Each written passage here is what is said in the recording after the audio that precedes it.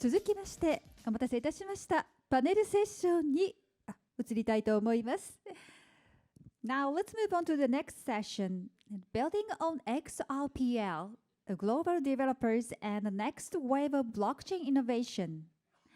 ご登壇者の皆様をご紹介申し上げます。RippleX J. Ayo Akinyele 様、Anodos Labs Panos Mekras 様、XRP カフェセバスチャン・バルデス様、Xamanロバート・キウル様、モデレーターはTenityサイルス・クルーズ様です。Joining us today are J. Ayo Akinyele from RippleX,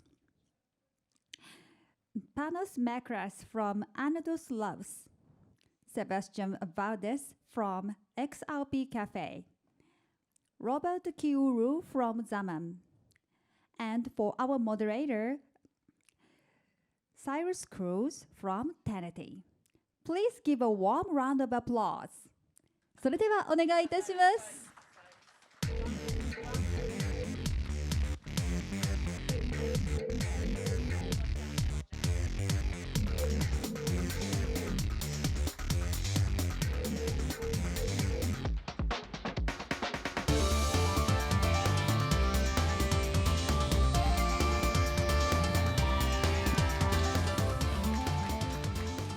You guys got some fans. Good afternoon. Cyrus Tomoshimasu. Hajimemashite. My name is Cyrus. I head up APAC for Tenity. Thank you for joining us today. A few weeks ago, I co-hosted a roundtable in Singapore with senior leaders from banking, digital assets, payments, healthcare, and government. This includes Julius Baer, Bank New York Mellon, Visa, Australian Trade Commission, and Novartis, and of course, our friends from Ripple. We called it the realignment agenda. What came out of the room wasn't what most people expect from a technology conversation. Nobody was talking about hype. What kept coming up was plumbing. Blockchain as an actual settlement infrastructure, not the flashy stuff. The serious capital is moving into the things that actually run the business. And the sharpest line of the night came from one of the most experienced people in the room. They're no longer hiring for domain expertise. I think we spoke about that at the breakout room earlier. They want tech fluency. That's what the market we're all operating for now. Which is why this panel is the right conversation at the right time. We're not here to debate the potential of blockchain. We're here to talk about what the institutions and builders actually need and what's being built to meet that. For us at Tenity, this isn't abstract. 3 years in, our partnership with Ripple has evolved the way the market has. From banking concepts to banking projects with live transactions, further enhancing and contributing to the 3.3 billion transactions that Christina mentioned earlier, we're building together towards that. And that's exactly what brings us to this stage today. That's a long introduction, isn't it? Let me introduce you to the handsome 4 people who are doing exactly that. Ayo is head of engineering at Ripple, the team responsible for how XRPL evolves as a platform for institutional adoption. Panos flew in from Greece with 2 hours of sleep, is building Anodos, focusing on consumer on-chain finance, removing the technical barriers required for mass adoption. Sebastian has been at the center of the XRP community through XRP.cafe, shaping how the ecosystem grows and who attracts it. And Robert is COO of Xaman, the great Robert, as I've heard. One of the most widely used wallets in XRPL, which puts him closer to the real end user behavior. So we have protocol, community, and products. Let's get into it. Ayo. Ripple has been making a deliberate shift in how it positions XRPL, less as a payments network, more as a platform for institutional finance, namely tokenized assets, on-chain credit markets, compliance infrastructure. From where you sit, what's driving the shift? And for a financial institution or a builder evaluating where to place their bet, what's the actual case for XRPL over the alternatives? Great question. So one of the lessons that we've learned working with institutions is that they don't adopt new technology for the sake of adopting it, right? They adopt technology that fits what they're already operating with or operating as. And for us, payments was never the full story for the XRPL. And as we've deepened our relationship with financial institutions, we've learned that the real opportunity is actually more towards the ability for us to enable this notion of a full life cycle of capital.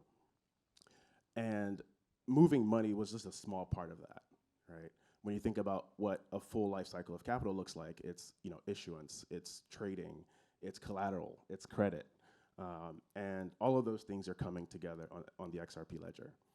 It's coming on chain, and when I think about our ambition and what's changing is the fact that we now have tokenization on XRPL, stablecoins, compliance, and this year, hopefully we'll have credit on chain as well, and that's with the lending protocol. And so all of these features, together kind of work in a way that unlocks new possibilities, right? And one of the things I think about is the fact that, these features are native to the protocol. You don't have to be a smart contract expert. You don't have to understand, the deep aspects of blockchain architectures. It's simple APIs. It makes it easy for institutions to just build their products natively using these features. And that's because they work together and they unlock, the ability to build products that are purpose-built for infrastructure around financial use cases. That's the real case for XRPL, in that if you're an institution, you don't want to be an expert in blockchains. You want to do less work off-chain to enable your products from a financial perspective, then XRPL is the go-to. Thanks for sharing the capability from an institutional perspective. That's what the unlock of the value of XRPL is. But over to Panos, just to shift gears a little bit. Much of the discussion around the XRP ledger, as I've mentioned, focuses on institutional finance. You're focused on consumers.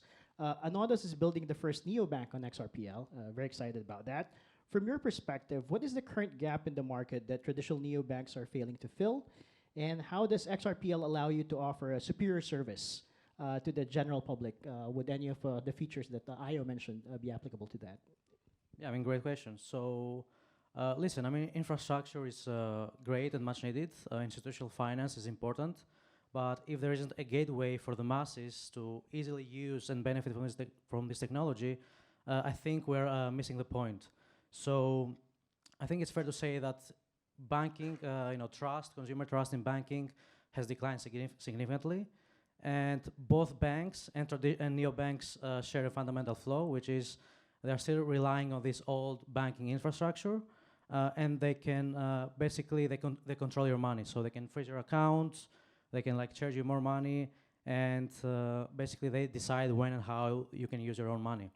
So I think there is a massive demand for a better banking experience, and by focusing on removing unnecessary middlemen, by focusing on real, let's say, transaction speed and services that weren't possible before, thanks to blockchain technology, such as the XRP ledger, which also offer speed, transparency, and low cost.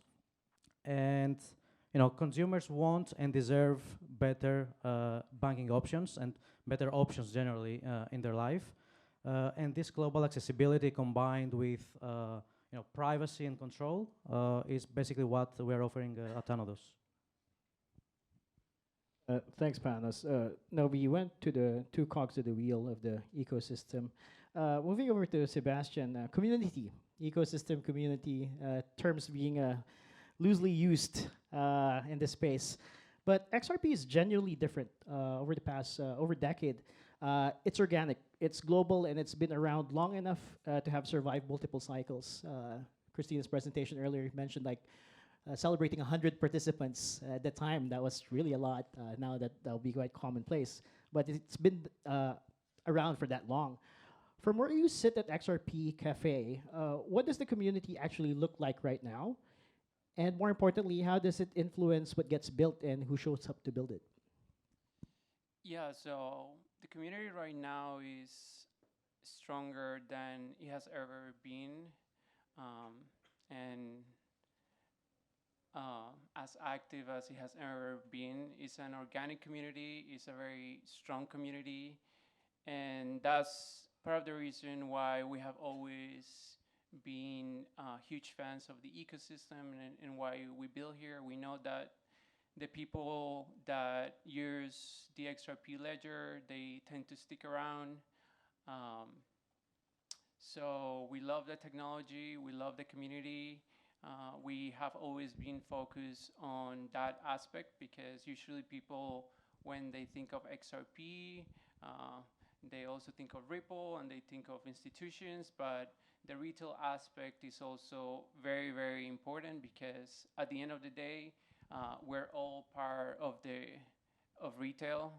So we're all in that bubble, and what we do is we're right now focused on NFTs, but we're also soon gonna do meme coins, and usually both of those don't get like the best reputation, but they in fact bring culture to the ecosystem, which is basically young people want to be part of it, and these are young talented people that, you know, they might be very talented developers that build the next big product.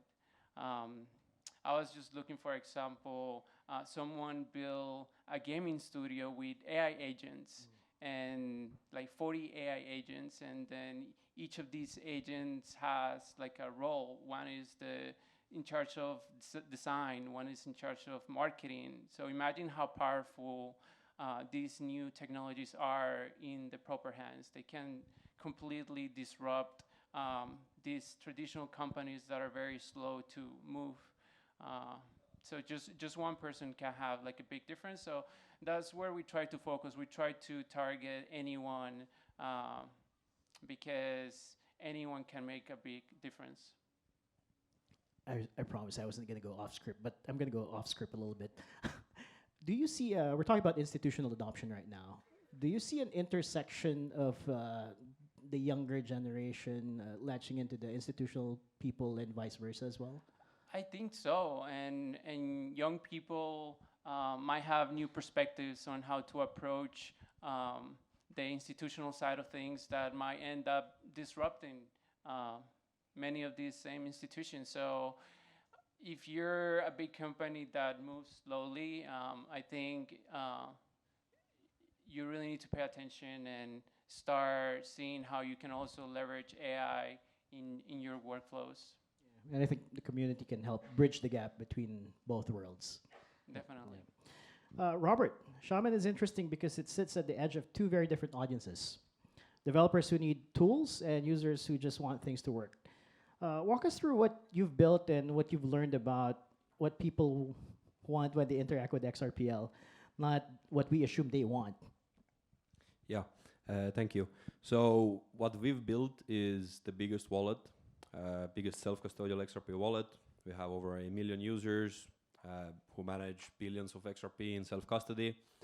And I really want to echo what was said here is that the audience and the community for XRP and XRP Ledger is one of one. It's very unique. We notice from our users that they're not looking to sell their capital. They're looking at XRP as an investment. They want to have it in self-custody. They care most about security. They want to go to sleep with peace, knowing that in the morning when they wake up, their XRP is there, it's safe, it's secure. The average XRP holder is definitely more wealthy than you would see in other ecosystems. And we at Xaman are in the crossroads of everything, as we like to say that we're the signing layer for the XRP ledger, in a sense that most transactions, most payloads get signed with our wallet by our users.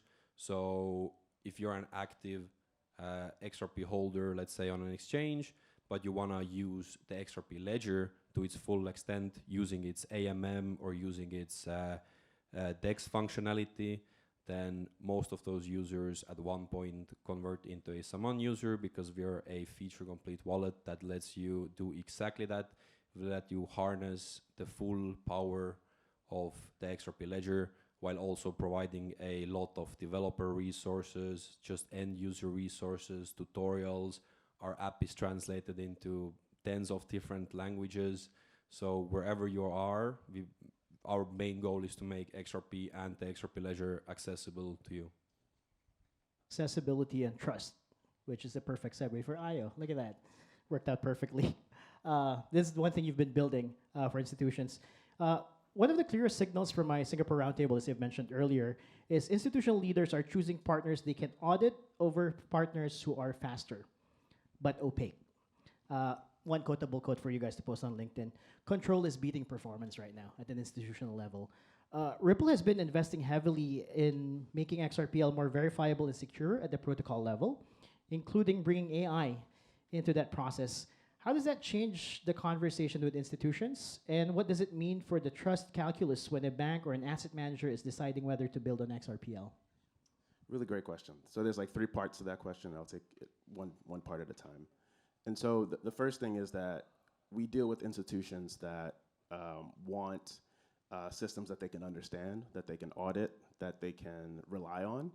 And what that looks like is what we've been trying to do in XRPL. And they prefer XRPL over systems that are, they might be faster, but hard to understand and opaque, right?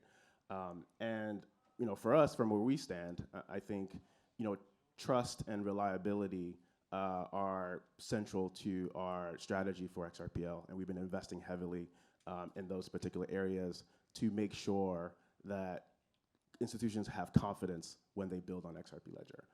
And so our inputs are to enable trust at the protocol layer.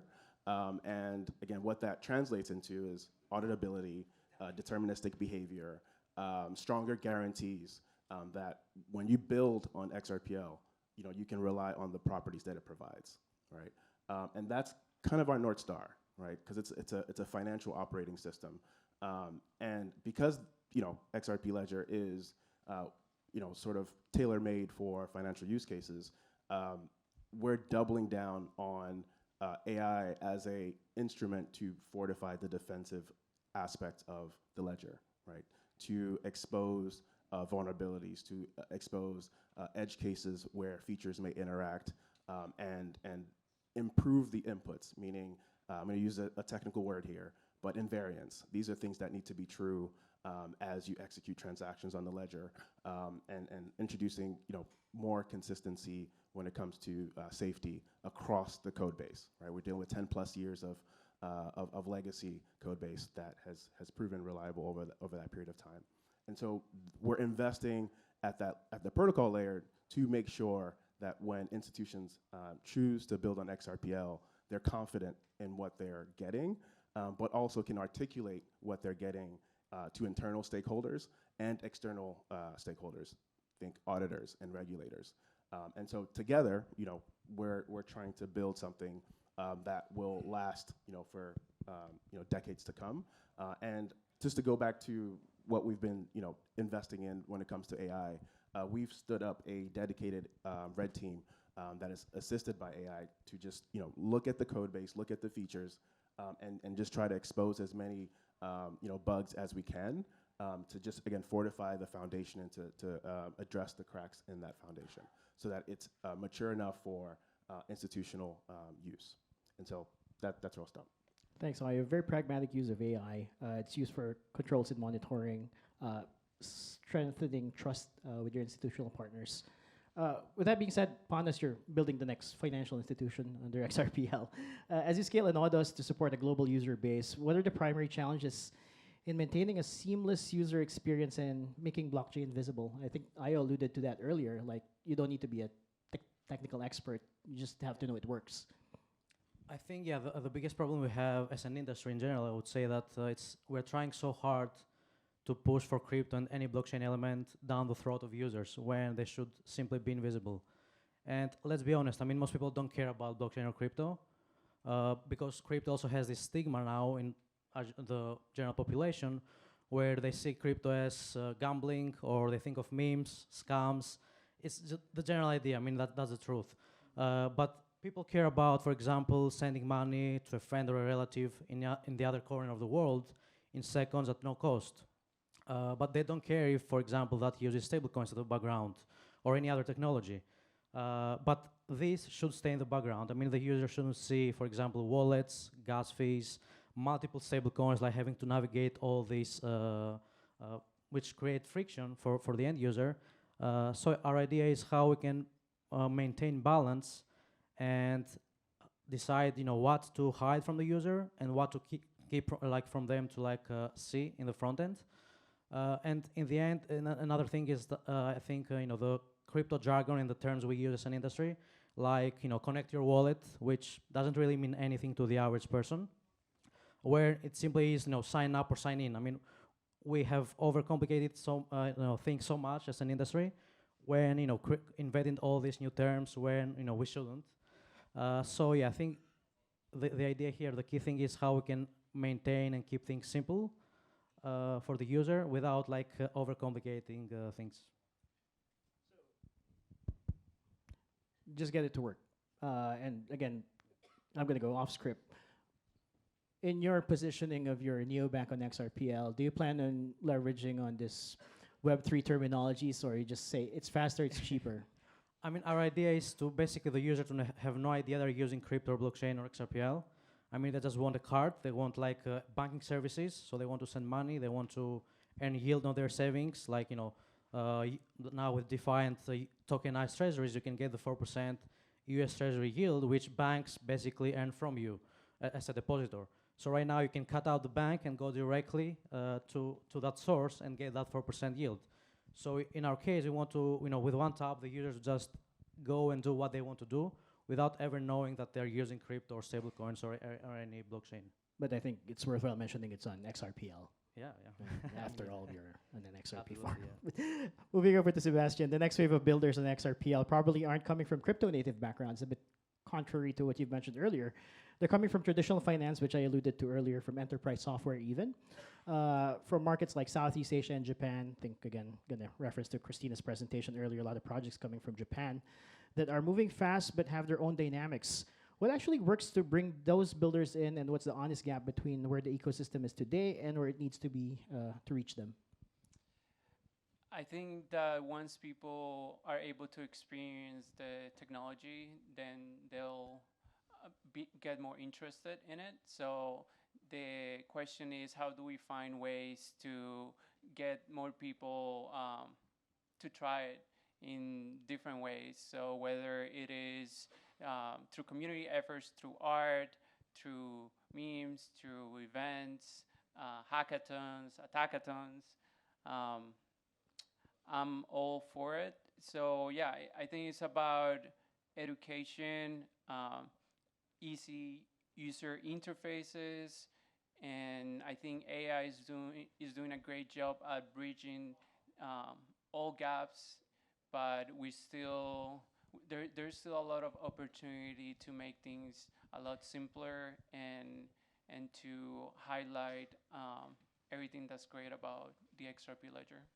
Yeah, further to Panos' point, keep it simple, make sure it works. And over to you, Robert. I'll give you the last word on this. Adoption, user experience has been blockchain's most stubborn problem for years. From everything you've learned building Xaman, where's the real unlock? Not the feature, the shift in how we think about what mainstream users actually need for this to become something they use without thinking about it. Quite related to our topic so far. Yep. Yeah, I see a big clock here telling me I have a minute left, so I'll keep it short. The guys have made my life very easy. Simplicity is key. We do it with our wallet. We're not a multi-chain wallet. We're one of the most successful single-chain wallets because we believe in doing one thing and doing it extremely well. Then communication. Users need to know what they're doing, and in essence, they need to know the why, the what, and the how. I think we do a pretty good job with that. And the next unlock that we see from our data is users looking for yields on their XRP. As I mentioned earlier, people really don't want to off-ramp, but when they have an opportunity to earn passive yields on their XRP that they see as an investment, we've seen it in the past year come to the XRP ledger, and it's getting a lot of traction from all kinds of users, including many of our users. And again, I think the reason why those yield products have found success is because they are also simple. They do one thing and they do it very well, and that's it. I'm going to wrap it up. 3 things: infrastructure, community, and transactions. That's what we're building for innovation for the future. Thank you very much, four gentlemen, for your time. Thank you for the audience for sticking around. I hope you learned a lot, and we look forward to meeting you guys. Have a good afternoon. Thank you very much, all of you.